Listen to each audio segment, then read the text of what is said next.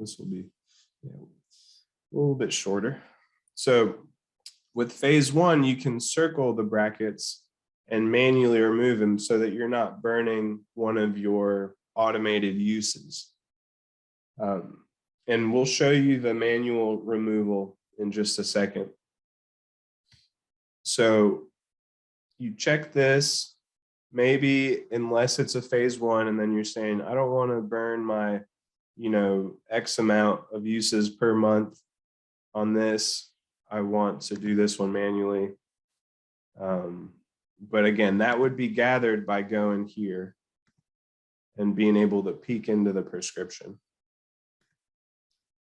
So from this command center view is where you can initiate these services by going to request.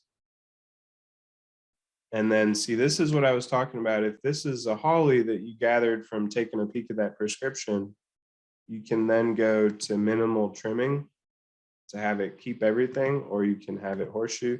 You can set how these load up by default under your account settings. It should say automated 3D services if you have these enabled, if you sign up for these. So we're telling this, let's say keep as much as possible. I want a hollow base with 2 millimeter wall thickness and drain holes.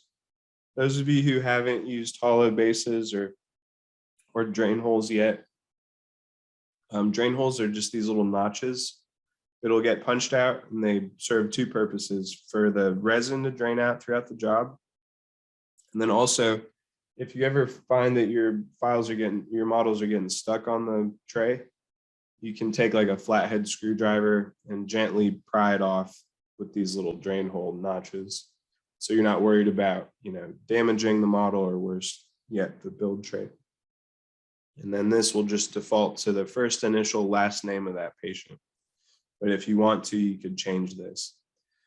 So these are the selections that we let you pick as of right now. We've had requests to have more things added.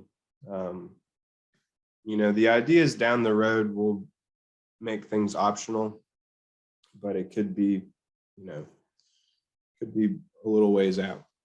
So these two I started a little while ago. This one had brackets, and we can take a look at the before and after. So when I refresh this, this works a lot. This works like the other 3D displays of files where there's no real loading bar. Like if you've ever waited on optimized files to come through, you'll know that you have to refresh your page. So this is the same way. I refresh the page, and then you'll see these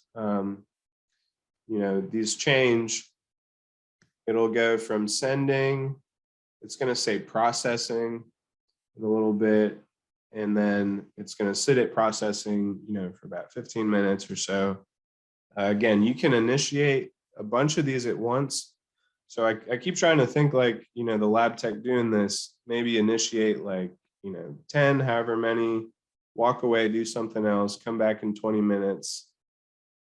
And then, these will be ready to, not necessarily to print, but, they'll have had this automated base added and automated bracket removal. And then to jump into it, if you click this little box, sure, you could send it right to your printer. This is really the same print list interface where you can check off, I want these to go to my printer, assuming you have a PC and one of the big printers that we integrate with. But instead of sending it right to the printer, what I would do is I would click this box. I would take a look at the product that we gave you. So we go to edit here. Because this automated bracket removal does its best to replicate the surface of the tooth that was not scanned, but sometimes it'll kind of buff out the margin. This one looks pretty clean. There's just like a minor bump there, and it's kind of fuzzy, the margins in between the teeth. And also, along the gingiva. So to ensure the best fit, I would at least give it the final say, even if that's just looking at it and seeing how it came out instead of sending it right to your printer. Some people say that, it grabs enough of the teeth where it's okay if it kind of slides down into the margin and isn't as sharp as the anatomy was here. But, we give you the ability with this bracket removal package to manually change things and sharpen up anything that this algorithm wasn't able to completely recreate. So just like any other edit, you go to Orient Model. Make sure that the second point's up somewhere in between the anteriors, doesn't have to be perfect. And then with these tools, what works best for me, and there are a couple different ways to do this. If there's anything substantial that was left over, you could sit there and carve it down, but what's going to be faster is if you actually just circle it. And this is super minor, but it'll at least give us an idea of what I'm talking about. If there's like a big bump that's left behind, some remnant of a bracket, instead of carving it, you can just circle it and click remove brackets, and it's going to bring that surface down. So I would do that only with like the pretty big stuff. This might be worth doing the same. You've got kind of like a shadow of where that bracket was. So see, that's faster than just sitting there and carving it. So that's what I would do with anything big. Anything that's, let's do this one more right here. And, just try to go wide around anything raised, any bumps. The idea is that you're bringing it down to the lowest surface here. And I'm doing shift and my left mouse key held down. And doing that circle, and it has to be a complete circle. It's okay if you slip up outside the circle. But if you slip up inside the circle, this would result in a bump. But instead of having to start over, you can just click erase selection. You can use the same controls with this activated, shift and my left mouse key held down. With erasing set up, will buff out what's inside of that. So you don't have to do the whole thing over again. So I would do that for anything substantial. And then after you do select brackets all the way around for anything big that's left over, then I come down here and I start with carve, and I look at it from the side to get the best idea of the shape of the tooth. So this is how wide of an area you want it to affect, and this is how deep you want it to go. Usually I'll crank this up from the default of 0.05 millimeters to about 0.1. And you can also type it in here, so you don't have to mess around with sliding this little scale, because most of the time with carve, I'm going to operate pretty low in here so I can be as delicate as I need to be. So with this carve tool activated, now the same shift and your left mouse key held down is going to, bring the surface of this tooth down. So I can sit there and just do a couple swipes, like if you're mowing the lawn. And remember, I really like to look at it from the side. It's still going to kind of jut out here, but what we're going to do in a couple of steps is we're going to redefine this margin. So it's going to get a lot sharper. So you're really just trying to recreate the surface of the tooth so it doesn't just kind of slide down into the gums. And then you're going around, and you should hopefully at least see where the margin starts and where it finishes. This one's a little blurry. You could refer back to the file that did not have the brackets taken off yet, but remember, I've heard that people get good fits without even having to do all this. So I don't know if that's necessarily worth the time. Hopefully we eventually will be able to like lay an original underneath this to kind of show the change in surface, but that's something else that might be, far down the road.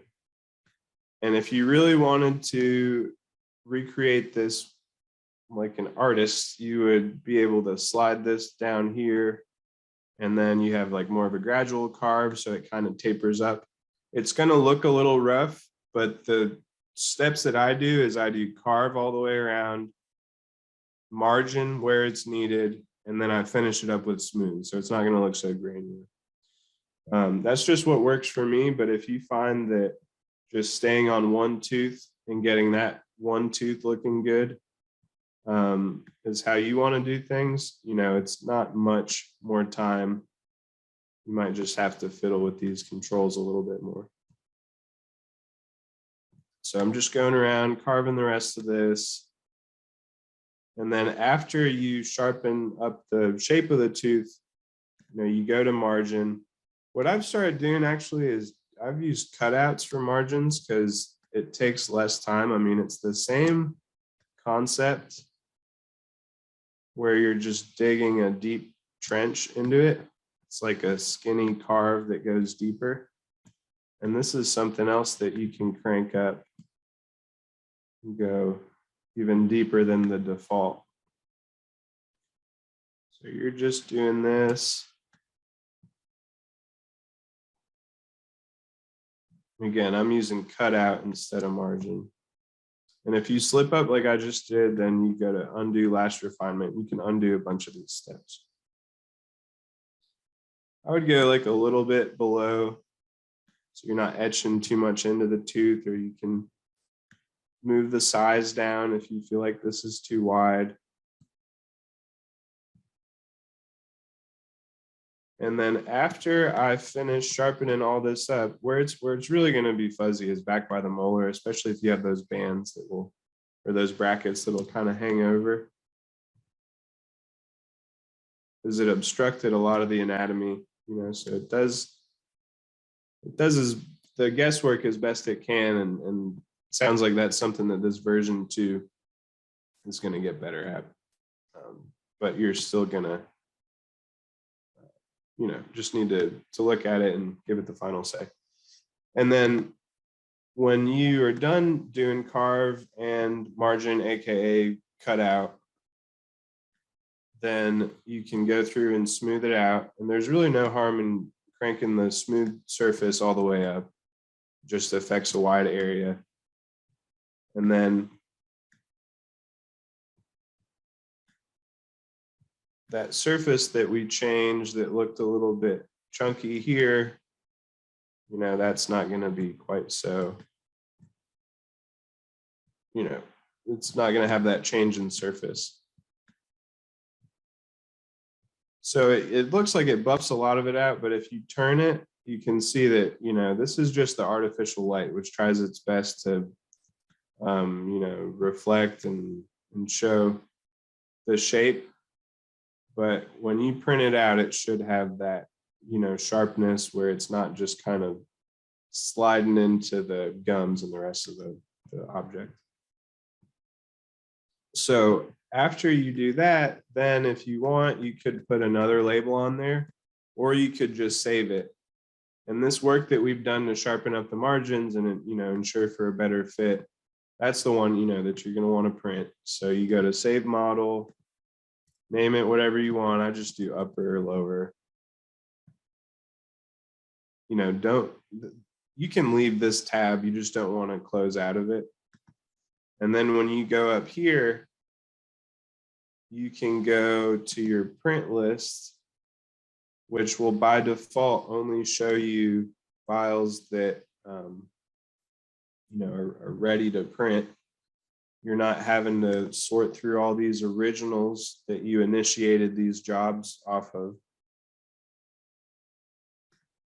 And then you should have that upper. See, this is the one that I just saved. So this is the output that it gave us that we then cleaned up. So you don't want to print that one. You want to, you know, I would, you know, if you did do any refinement, you gave it this name, this is the one you want to print. You send it to your printer. If you have, like I said, if you have a PC and one of the printer softwares we integrate with, and then you're marking it as successfully printed. and then you can filter out what's already been marked as printed. And I suppose if you want to leave this list clean, you could delete this one if it mattered to you. So you have a nice clean list of only what's ready to print, because you took this product and made it even better manually here and save that, you know? So let us know if that's something that appeals to you. If you don't really care about the automated base and you feel comfortable drawing in our trim path or using that easy base feature, we also just have bracket removal. So this is what that file that we've been messing with looked like before. And then, you know, we got a pretty good idea of the after. This is what it came out as. Sometimes if their gums are really swollen, you know, it might leave a bracket behind because it was like enveloped by the gums. You know, again, that's what the version 2 is trying to handle better. And speaking of swollen gums, you know, you can also use that carve tool to bring that swollen tissue down, you know, digitally, and kind of anticipate for that swelling going down, just on a side note. So if you're interested in that, just reach out to us, and we can do a free demo, figure out what plan, you know, might be best for you. One of the questions we got for today's webinar was just a general 3D overview. So we can email you all the steps for 3D edits, and then any troubleshooting or, you know, any issues you might have. We have some troubleshooting. So just let us know. You can just shoot us an email and we'll send those instructions to you. And then we also had a question about advanced training of existing team members. So we do offer one-on-one, you know, additional training that we do charge for, but it can be an hour long, and we'll record it and email it over to you. And we'll make sure that we, you know, cover things from start to finish if you want, or we can just focus on their role and give them as much of an idea of the big picture. You know, we'll definitely talk about it beforehand and lay everything out. So it's not like they just show up on their lunch break and aren't really clear, you know, they don't know what they don't know. So if you do want to do that full hour, whoever asked this question, just reach out to us and we'll get you on our schedule. If it's something that you think might be like able to be covered in like 15 or 20 minutes, just email us, you know, let us know what their role is going to be. And then we can do a quick little screen share with them, and maybe it doesn't need to be, you know, a full training.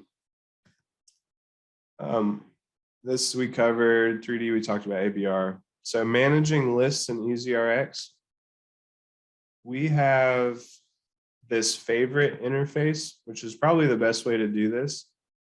So the idea with this is you can filter by all these different values, and then you can save that view for future use.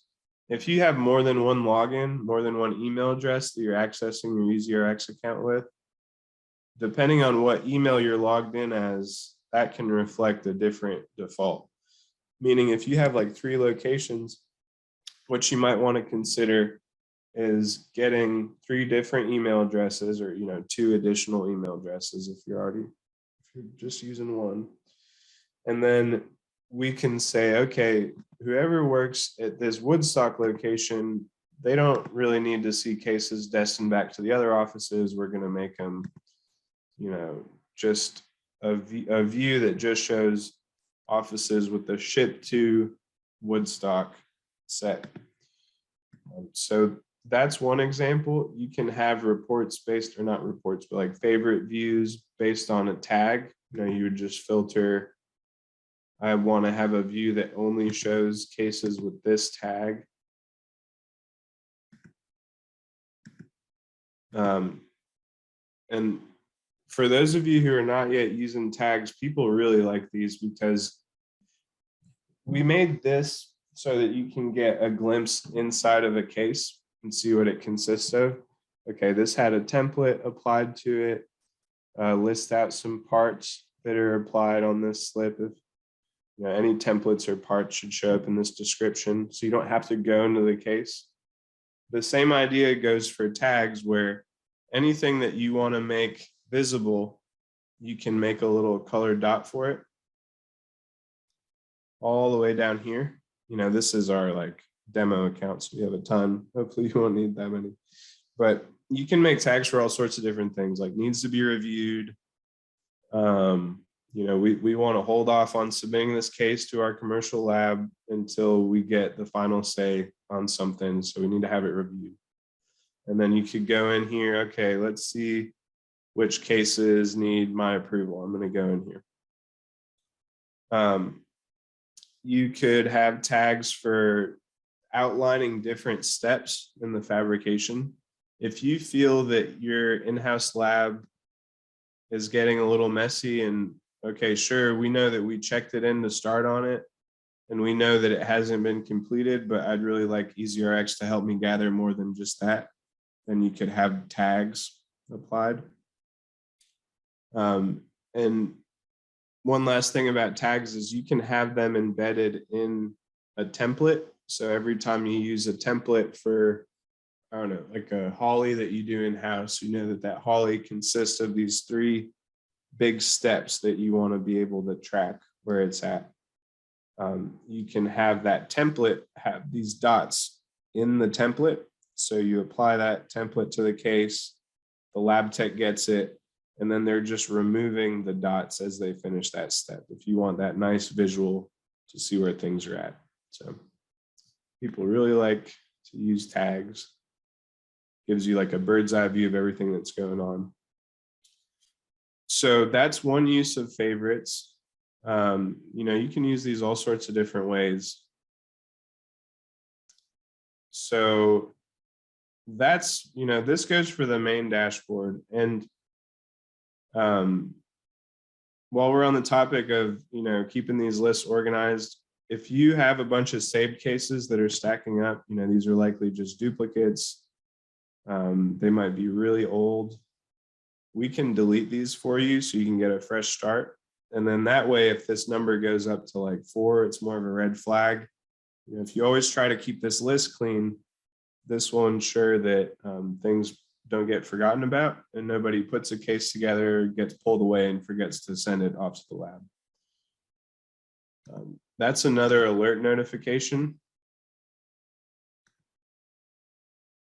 Hey, there's a case in saved that was not submitted, and we'll send you a recurring list to whatever email address you want that to go to. So we can help you get saved cleaned up. You can organize these cases with this favorites interface. And needs review is just if you want to have that set up. That would, require certain logins to put something to needs review instead of submitting it themselves. So, don't let these other tabs look overwhelming because they're all the same cases. This is just saying of our 6 undelivered cases in the last 90 days, what this is set to right now, 4 of them have STL files and show up in green, and 2 of them have plaster, I think white like plaster. So it's not like you're missing anything if you don't check these. They're just here to help you. This tab might be helpful because you can close cases out in bulk. If you mark a case as delivered, it's going to filter off your dashboard. So if you walk in one day and you're like, I'm looking at all these cases from last month, I'd really like to clean up my default list of cases on my main dashboard here. You can put the oldest on top, check off however many, and then catch up so you can get this number down if you're looking at like over 100 cases on your main dashboard. So, those are a couple ideas of how to organize things. The in-house lab tab is really the same idea. What I would do here is I would filter it like this so that it does not show cases completed. And then your lab techs can have a lot cleaner view. And just at a glance, you know, they might only have 4 cases now that have not been marked as completed, as opposed to, you know, having that long list of cases that stack up that they've already finished and don't need to worry about. So you set the status. I guess you could set this to all. I don't know if it would ever be held, or you'd want to make it visible after 90 days of being submitted, but you can change all this stuff. But I would do this one and save this as like yet to be completed in lab or yet to be fabricated. And then they can set that as their default if they wanted to. So that's another idea of how to stay organized for this in-house lab. For those of you who have premium and are working with this in-house lab tab. You can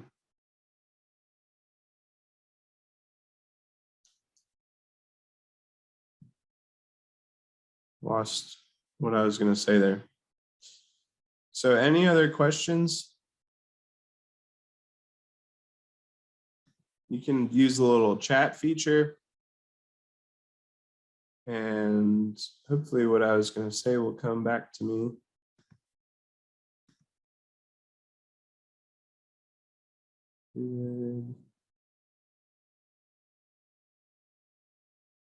And then once something is completed, you know, what I find tricky when I've been doing these trainings is after something is completed in-house, remember, so, you know, write a chat if you have anything that we didn't cover. We can finish up with a little Q&A if anybody has anything. After something is completed in-house, you know, what does that mean? Do you bring it to a bin? Does it go in a drawer up front? You know, do you have an internal system in place where stuff gets driven over to another office where you don't have a lab? Whatever that means, when it arrives at the end destination, that's what received is. And, you know, I understand why sometimes it might be tricky or not realistic to mark something as received right then and there as it shows up at that end destination. But this would let you keep track of the fact that something was ready to be picked up by the patient. This means received back from lab, whether it goes off to a commercial lab and then you get that package in the mail. Okay, yeah, we've gotten this back, you know, maybe they're already scheduled to come in, or maybe you're calling them, hey, this is ready for you to come pick up. That's received back from lab. Even if it's in-house and you're just walking it up front, you know, if possible, you can do received. You might want to do received, but it seems like this is tricky to delegate sometimes, because sometimes you have to get the, you know, admin team involved, or better yet, the very last step is delivered. That appliance that's ready to be picked up, the patient comes in, picks it up, tries it on, and leaves with it. Especially if you're seeing them chairside and having them try it on in the chair, maybe working that in where whoever sees them in the chair marks it as delivered. This is what gets these cases to leave your dashboard. Like I was saying, you can do it in bulk here if you're just catching up. Okay, I want to fast forward through last month and you know, catch EasyRx up and have it reflect that these have all been picked up. Or you can do it right then and there. And for those of you who have a practice management integration where these status updates are then posting notes back to the treatment card within the hour, I mean, they should be going within the hour. You know, that might be a reason to do it closer to when it actually happened, you know, if you want that treatment card log to be more accurate.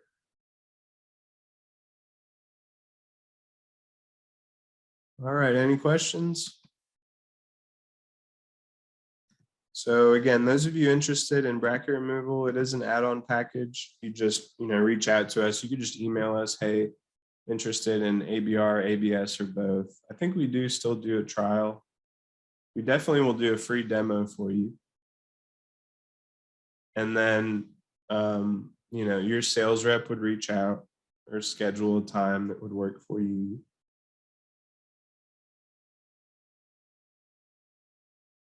I have seen this issue with labeling. People are saying that their labels are getting inverted. It sounds like that might have cleared up. I had another office that said that they would apply a hollow base, but it would come in regular, and we're still trying to replicate that stuff. But, anything that comes up, just let us know. Our phone line was having issues, but we should have posted a banner message on the live site with the number that is still working. But, again, if you can't get with us, just write us an email or do a chat.